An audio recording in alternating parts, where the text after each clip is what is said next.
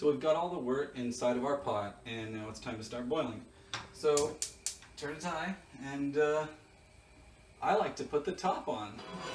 Now, a lot of people say that that's a bad idea for various reasons, because it produces more DMS, dimethyl sulfide, I think is what that is, and which produces kind of weird cooked corn flavors, I think, or something like that.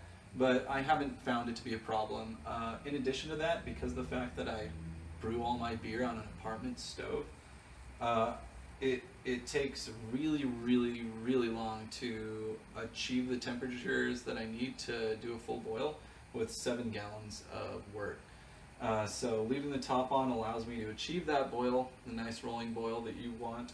And then once I actually start boiling, before I actually really get there, I put in this awesome product called, it's called Firm Cap.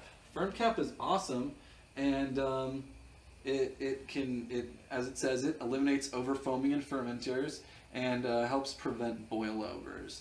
So I don't use it in my fermenter, but I do use it inside of my in my pot. So I let that heat up a little bit, but I'll go ahead and do it now. It says use 2 drops per gallon.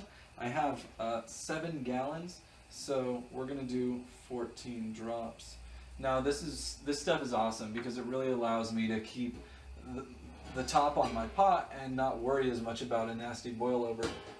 And boilovers suck because it's kind of like making caramel, and that caramel then cascades all over the side of your pot and then onto your stove, and then it destroys the lacquer covering on your stove. So if you live in an apartment like I do, it'll kind of screw up your whole deposit thing.